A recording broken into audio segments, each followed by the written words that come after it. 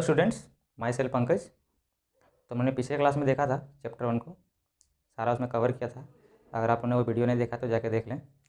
बाकी हम लोग आज चैप्टर 2 स्टार्ट करेंगे, जो कि है what is democracy and Y democracy.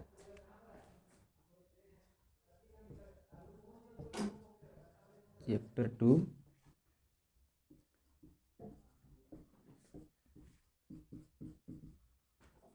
What is democracy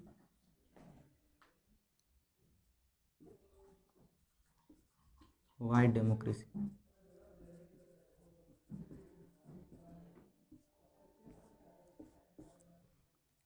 तो आप चैप्टर के नाम से ही देख रहे होंगे, ये कहना चाह रहा है कि व्हाट इज़ डेमोक्रेसी, आखिर डेमोक्रेसी है क्या, और दूसरा है कि वाई डेमोक्रेसी, डेमोक्रेसी ही क्यों। तो हम लोग इसको धीरे धीरे जानेंगे। सबसे पहले हम लोग व्हाट इज़ डेमोक्रेसी पढ़ते हैं।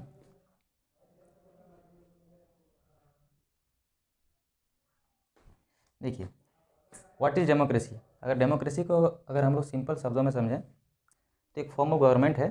इसमें रूलर जो होता है वो पीपल के द्वारा इलेक्टेड होता है। इसका अगर हम लोग डेफिनेशन लिखें तो लिख सकते हैं कि democracy is a form of government in which ruler is elected by the people.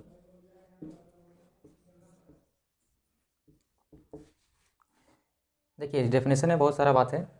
Form of government, ये गवर्नमेंट क्या होता है, ये रूलर क्या होता है, ठीक है, ये कौन से लोग हैं जो इलेक्ट करते हैं। तो डेमोक्रेसी को अगर हम लोग समझें, जो मेन रूलर होता है, जैसे आप भारत की बात करें तो यहाँ पे प्रधानमंत्री है, आप अमेरिका की बात करें तो वहाँ पे प्रेसिडेंट होता है। तो फाइनल अथॉरिटी जो होता है देश का, जो कोई भी डिसीजन लेना है उसका जो फाइनल अथॉरिटी जिसके पास होता है, वो अगर लोगों के द्वारा इलेक्ट होके गया है तो उसे हम लोग डेमोक्रेसी बोलते हैं। इसका ये सिंपल डेफिनेशन है। इसके बहुत सारे फीचर्स हैं, तो हम लोग फीचर एक एक करके देखते हैं। इसमें सबसे पहला फीचर जो है वो है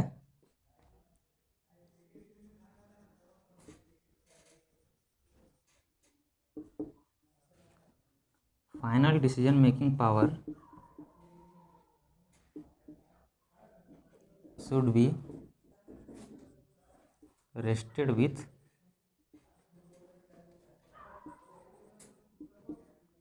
द एग्जीक्यूटिव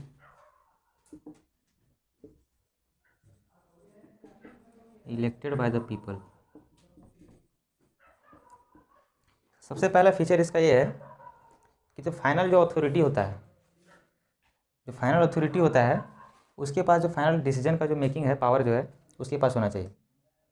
जैसे हमारे इंडिया में पीएम होते हैं, वो फाइनल डिसीजन अथॉरिटी होते हैं, तो उनको हम ही लोग ने चुना है। उनको हम डायरेक्ट नहीं चुनते हैं, क्योंकि डेमोक्रेसी में भी दो फॉर्म होता है, एक डायरेक्ट डेमोक्रेसी होता है, इनडायरेक्ट डेमोक्रेसी होता है। तो इंडिया में इनडायरेक्ट डेमोक्रेसी है। तो जो फाइनल अथॉरिटी जो होना चाहिए वैसा लीडर के पास होना चाहिए जो लोग इलेक्ट होके गया है, जैसे कि हमारे प्रधानमंत्री हैं।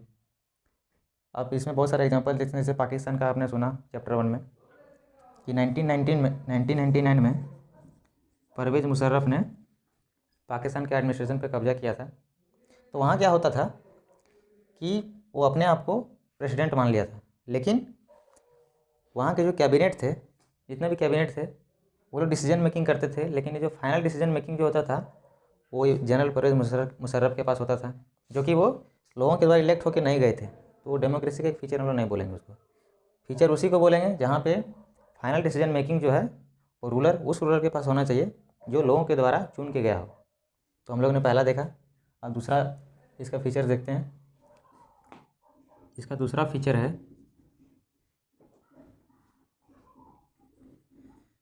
Free and fair election. देखिए, इसमें दो चीज़ है, एक फ्री है, एक फेयर है। फ्री का मतलब हम जिसे चाहें उसे वोट दे सकते हैं। फेयर का मतलब कि इलेक्शन में किसी भी प्रकार का गड़बड़ी ना हो। इस गड़बड़ी को रोकने के लिए हम लोग इलेक्शन कमीशन बनाए हैं। और फ्री का मतलब है कि हम जिसे चाहें वोट दे सकते हैं। जैसे कि आप चाइना का एग्जांपल लें, वहाँ पे एक ही पार्टी है जो कि चाइनीज़ कम्युनिस्ट पार्टी।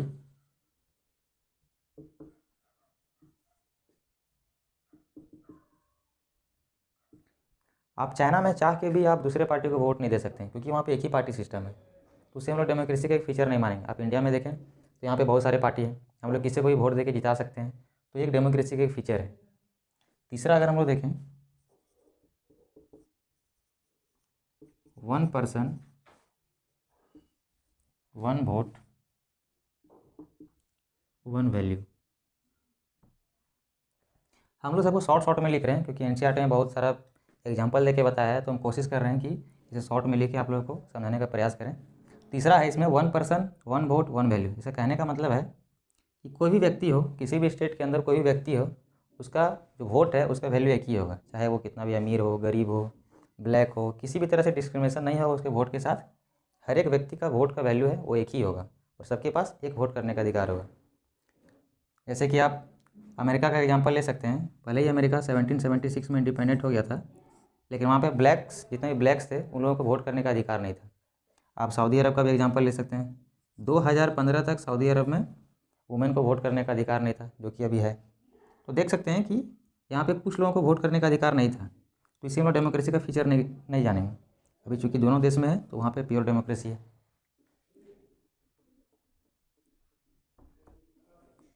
अगर हम लोग डेमोक्रेसी का चौथे फीचर की बात करें तो वो है government rules within limits set by constitutional law and citizen right.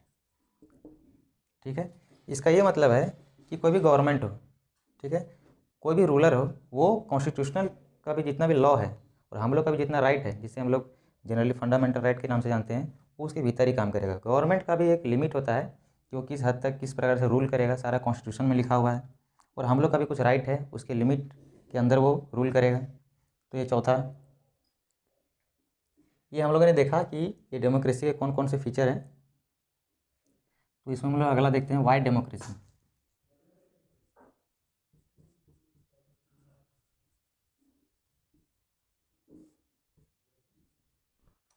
Democracy ही क्यों? जैसे कि हम लोग इंडिया में है, हमने जितने भी डेमोक्रेसी का फीचर्स देखा सारे इंडिया में है। बहुत सारे देश में एक फीचर है, कोई दो है। तो हम लोग अपने आप को खुद किस्मत समझते हैं कि हम लोग इंडिया में हैं, क्योंकि सारे फीचर्स यहाँ डेमोक्रेसी के जितने भी फीचर्स हैं सारे यहाँ पे हैं। तो इसीलिए हम लोग बात करेंगे वाई डेमोक्रेसी। डेमोक्रेसी ही क्यों? एक कहीं पे डिक्टेटरशिप होता है, कहीं पे मोनार्की होता है, कहीं पे ओलिगार्की होता है, तो हम लोग डेमोक्रेसी को ही क्यों चुनते हैं? तो हम लेकर करके डेमोक्रेसी के अगेंस्ट भी देखेंगे, इसके फीचर्स भी देखेंगे। तो सबसे पहले हम लोग इसके आर्गूमेंट की बात करते हैं कि इसके सपोर्ट में कि डेमोक्रेसी ही क्यों। इसमें सबसे पहले हम लोग आर्गूमेंट्स ऑफ डेमोक्रेसी देखते हैं कि हम लोग डेमोक्रेसी के पक्ष में आर्गूमेंट देंगे कि डेमोक्रेसी ही बेटर क्यों है।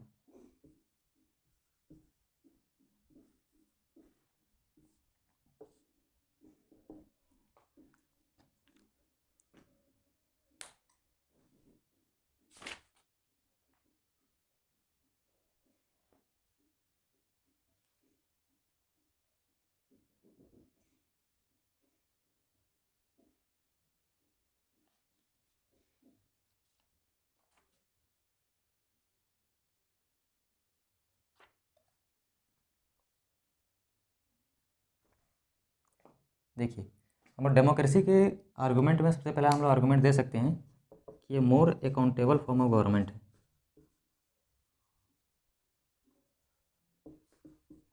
More accountable form of government.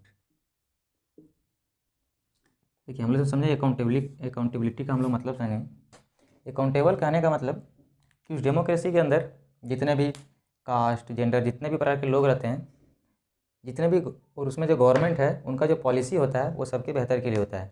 यहाँ पे किसी खास के लिए पॉलिसी नहीं बनाया, तो मोर अकाउंटेबल होता है, क्योंकि लोगों का जवाबदेही इसमें बहुत ज़्यादा होता है। आप अपने कॉन्स्टिट्यूशन में एक लोकसभा का चुनाव करते हैं, लोकसभा प्रतिनिधि का चुनाव करते हैं। अगर आपके साथ कुछ गलत हुआ है तो आप उसे बोल सकते हैं, ठीक है। तो इसमें क्या है कि अकाउंटेबिलिटी बहुत ज़्यादा होता है। इसमें आपकी अगर आपका कोई बात हो उसे संसद तक पहुँचाना है तो आप अपने प्रतिनिधि के जरिए पहुँचा सकते हैं। इसमें क्या है, अकाउंटेबिलिटी बहुत ज़्यादा है। इसमें सर अगर आपके साथ कुछ आपका अगर ह्यूमन राइट का वायलेशन हुआ है तो आप सुप्रीम कोर्ट जा सकते हैं, आपको कोई नहीं रोक सकता। तो क्या अकाउंटेबिलिटी इसमें है कि जितने भी सिटीजन हैं उनका ध्यान रखा जाता है, उनके हर बात को सुना जाता है, उनके लिए प्रतिनिधि है, सुप्रीम कोर्ट है। क्योंकि ये सब सारे व्यवस्था सारे देश में नहीं रहता है, तो इस डेमोक्रेसी का एक आर्गूमेंट हम लोग दे सकते हैं कि ये more accountable form of government है। इसमें अगर दूसरा इसका हम लोग आर्गूमेंट दें, क्वालिटी ऑफ डिसीजन मेकिंग।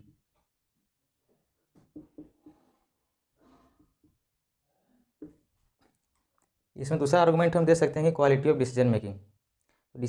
जो डेमोक्रेसी में जो डिसीजन मेकिंग होता है उसका क्वालिटी बहुत बेहतर होता है। इसको हम ऐसे समझ सकते हैं कि डेमोक्रेसी में कोई भी लॉ बनता है वो पार्लियामेंट में पहले पास होता है, वो पार्लियामेंट में बहुत ही डिस्कशन डिलिब्रेशन के बाद सारे अपोजिशन, आपके कॉन्स्टिट्यूंसी के जितने भी आपके कॉन्स्टिट्यूंसी के जो लोकसभा प्रतिनिधि हैं वही पार्लियामेंट में रहेंगे, आपकी बात को वहाँ पे पहुँचाएंगे।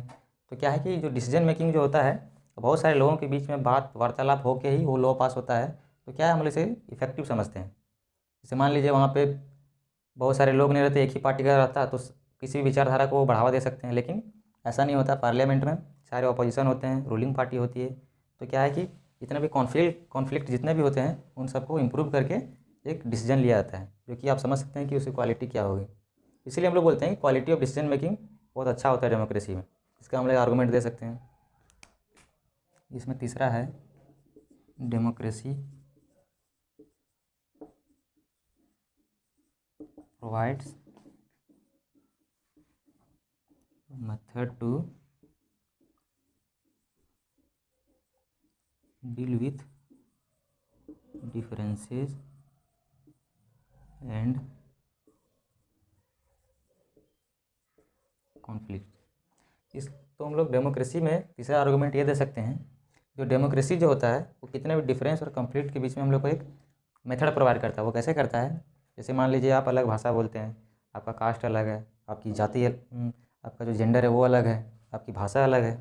तो हम लोग क्या है कि सबका अपना अपना एक ग्रुप होता है, ग्रुप के हेड होते हैं। तो क्या था, अगर मान लीजिए आपके रिलीजन का कि दूसरे रिलीजन से कॉन्फ्लिक्ट है, तो उसमें आप डेमोक्रेसी के अंदर आप अच्छे से मेल जुलाव कर सकते हैं।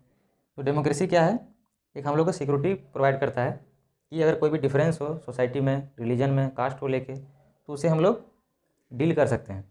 दूसरे में आपने दूसरे देशों में ऐसा आपको देखने के लिए नहीं मिलेगा। जैसे आप चाइना की बात करें, ठीक है, तो चाइना में ऐसा कोई रिलीजन को बढ़ावा, आप कोई भी रिलीजन को आपको उसमें हरास किया जा सकता है। वहाँ पे बड़े रिलीजन छोटे रिलीजन को हरास कर सकते हैं, वहाँ पे कोई मेथड नहीं है। लेकिन डेमोक्रेसी में ऐसा नहीं है, यहाँ पे हर एक रिलीजन, हर एक कास्ट के लोगों को के हित को रखा जाता है, सभी लोगों के हित को ध्यान में रखा जाता है। तो डेमोक्रेसी का हम लोग एक आर्गूमेंट ऐसा भी दे सकते हैं। चौथा हम लोग देख सकते हैं, it enhances the dignity of the citizen. तो जो चौथा आर्गूमेंट है ये बोल रहा है it enhances the dignity of the citizen. तो इससे क्या मतलब है कि आप कोई भी सिटीजन हो, आप कम पढ़े लिखे हो, आप ज़्यादा पढ़े लिखे हो, आप अमीर हो या गरीब हो, आपके डिग्निटी को ध्यान रखा जाएगा। आप बेसिकली डेमोक्रेसी में क्या है कि लोग खुद अपने कंडक्ट को खुद तय कर सकते हैं, इसमें किसी का अधिकार नहीं होता है, कोई आप पे दबाव नहीं डाल सकता है। आप कितने ही पढ़े लिखे हो, आप कम पढ़े लिखे हो, आप अमीर हो गरीब हो, ये सब आपके ऊपर डिपेंड करता है। को आप पे सोशल डिफरेंस नहीं होगा। तो इस चीज़ का आप ध्यान रखा था डेमोक्रेसी में कि सिटीजन का जो डिग्निटी है वो हमेशा ऊपर रखा जाता है। इसमें पांचवा इसका आर्गूमेंट दे सकते हैं, it allows us to correct its own mistakes. देखिए जो पांचवा आर्गूमेंट है ये क्या कह रहा है, it allows us to correct its own mistakes. कहने का क्या मतलब है कि मान लीजिए गवर्नमेंट कोई पॉलिसी बनाती है, वो लोगों के बीच जो इम्प्लीमेंट होता है, तो गवर्नमेंट ज़्यादा दिन तक छुपा नहीं सकती है, क्योंकि इसमें बहुत सारा डिस्कशन डिलिब्रेशन होता है। वो लोगों तक पहुँचते पहुँचते लोगों को पता चलता है कि आखिर ये पॉलिसी क्या है। अगर मान लीजिए उस पॉलिसी में कोई लूप होल होता है तो सरकार को भी पता चलता है, क्योंकि जनता से उनको मालूम चलता है कि इस पॉलिसी में क्या मिस्टेक है, तो सरकार फिर उसे सुधारती है। तो यही कहना चाह रहा है कि ये डेमोक्रेसी में सिर्फ पॉसिबल है, वरना अगर नॉन डेमोक्रेटिक कंट्री में आप जाएँ तो एक बार वो पॉलिसी बना देगी, वो इम्प्लीमेंट हो या नहीं हो उसे कोई मतलब नहीं होता। लेकिन यहाँ पे चूँकि ये पीपुल का रूल होता है डेमोक्रेसी में, एक्चुअली इसीलिए लोगों के द्वारा सरकार को पता चलता है कि आखिर उनके पॉलिसी में क्या मिस्टेक है, तो इससे हमें पता चलता है। तो हम लोगों ने देखा कि आर्गूमेंट फॉर डेमोक्रेसी। अब हम लोग इसमें डेमोक्रेसी के अगेंस्ट कुछ बोलेंगे कि डेमोक्रेसी क्यों ख़राब है। डेमोक्रेसी ख़राब नहीं है, लेकिन हम लोग ये जानना चाहेंगे कि डेमोक्रेसी और भी दूसरे फॉर्म ऑफ गवर्नमेंट से अच्छा क्यों है। हम लोग उसको देखते हैं। हम लोग देखते हैं arguments against democracy.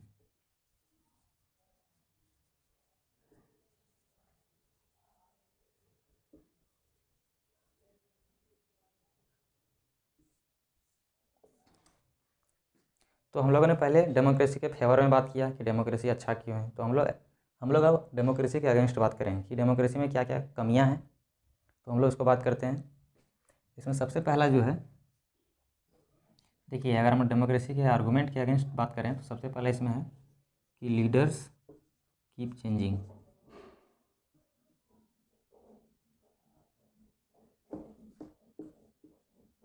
This leads to instability.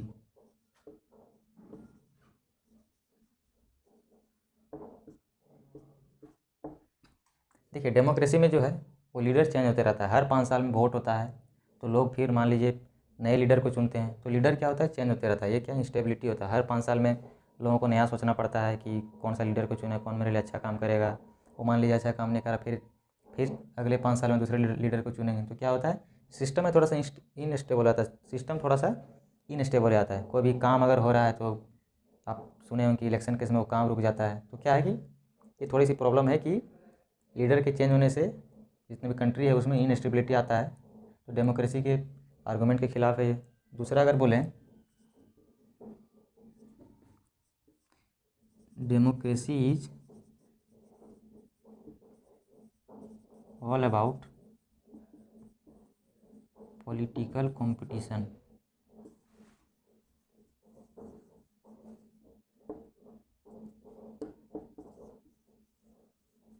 There is no value of moral ethics. तो इसके डेमोक्रेसी के खिलाफ हम आर्गूमेंट ये भी दे सकते हैं कि डेमोक्रेसी में क्या होता है कि हर एक दूसरा पॉलिटिकल पार्टी, ये रूलिंग हो या फिर अपोजिशन हो, वो सत्ता में आना चाहता है। पॉलिटिकल कंपटीशन होता है।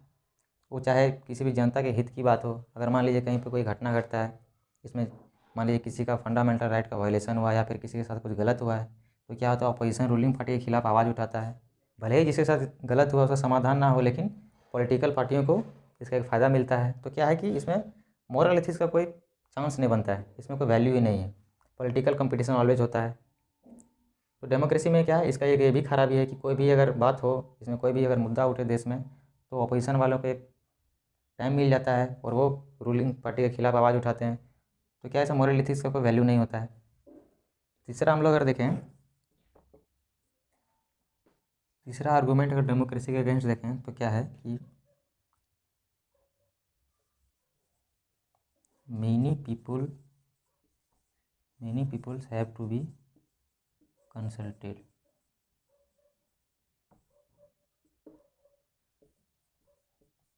It leads to delays. तो डेमोक्रेसी में क्या होता है कि बहुत सारे लोगों से कंसल्ट करना पड़ता है। मान लीजिए पार्लियामेंट में कोई लॉ पास हुआ जनहित के लिए, उसे फिर कमेटी में भेजा जाता है, फिर इम्प्लीमेंटेशन किया जाता है। इसमें बहुत डिले होता है, लेकिन हाँ, वो डिसीजन क्वालिटी डिसीजन मेकिंग होता है, लेकिन ये डिले होता है। इसके हम लोग आर्गूमेंट के खिलाफ डाल सकते हैं। अगर इसे चौथे फीचर की बात करें, अगर हम लोग चौथा आर्गूमेंट देखें डेमोक्रेसी के अगेंस्ट, तो क्या है कि चूँकि डेमोक्रेसी जो होता है वो इलेक्टोरल पॉलिटिक्स पे बेस्ड होता है।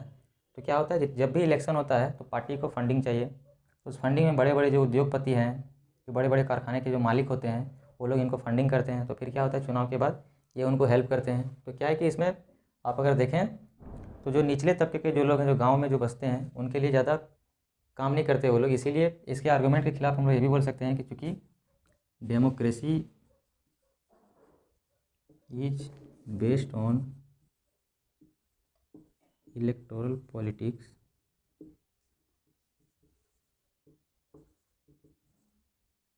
which leads to corruption।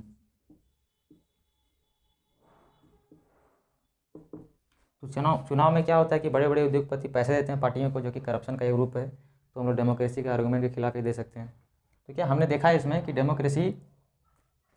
Democracy का हम लोगों ने अच्छे बातों को देखा है, इसमें ख़राब बात भी बहुत सारे हैं, लेकिन हाँ डेमोक्रेसी जो होता है और भी सारे जो फॉर्म ऑफ गवर्नमेंट है उससे तो अच्छा होता है, क्योंकि यहाँ पे सभी लोगों के हित को ध्यान में रखा जाता है, सभी लोगों का जो डिग्निटी है उसको मेंटेन किया जाता है।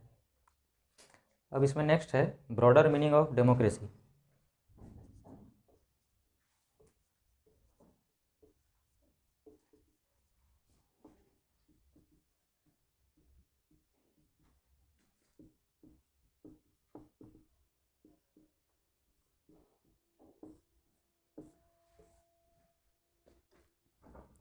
बेसिकली हम लोग को समझना है इसमें कि ब्रॉडर मीनिंग ऑफ डेमोक्रेसी का ब्रॉडर मीनिंग, आखिर डेमोक्रेसी होता क्या है। तो डेमोक्रेसी मैंने जैसे कि बताया कि रूलर जो होता है वो लोगों के द्वारा इलेक्टेड होना चाहिए, फाइनल डिसीजन मेकिंग पावर जो होना चाहिए वो रूलर के पास होना चाहिए। क्योंकि डेमोक्रेसी में मान लीजिए आप इंडिया का एग्जांपल लीजिए, यहाँ पे 135 करोड़ लोग हैं, सभी लोग डिसीजन मेकिंग में भाग नहीं ले सकते, इसीलिए वो क्या करते हैं, अपना एक रिप्रेजेंटेटिव चुनते हैं। जैसा कि आप सुने होंगे लोकसभा का चुनाव होता है, विधानसभा का चुनाव होता है। तो लोकसभा में क्या है कि वहाँ पे हम लोग एक रिप्रेजेंटेटिव चुनते हैं जो कि पार्लियामेंट में जाता है और वहाँ पे वो लॉ बनाते हैं, हमारे हितों को ध्यान में रखते हुए वे लॉ बनाते हैं। फिर अगर हम लोग स्टेट में बात करें तो हम लोग एमएलए का चुनाव करते हैं जो कि राज्य में हम लोगों का प्रतिनिधित्व करता है। तो हम लोग इसी तरह से हम लोग, चूँकि लोग डायरेक्ट डेमोक्रेसी में भाग नहीं ले सकते हैं, लेकिन वो अपने रिप्रेजेंटेटिव के थ्रू डेमोक्रेसी में भाग लेते हैं। जैसा कि हमने आपको बताया कि लोकसभा का चुनाव होता है, विधानसभा का चुनाव होता है। तो ब्रॉडर मीनिंग ऑफ डेमोक्रेसी का यही मतलब है कि हम लोग अपने रिप्रेजेंटेटिव के थ्रू पार्लियामेंट में लॉ बनाते हैं, देश के भविष्य को कैसे सुरक्षित किया सके हम लोग वहाँ पे कलेक्टिव डिसीजन लेते हैं। तो यही है डेमोक्रेसी सेकंड चैप्टर। तो हम लोग सेकंड चैप्टर को वाइंड अप करते हैं। Thank you.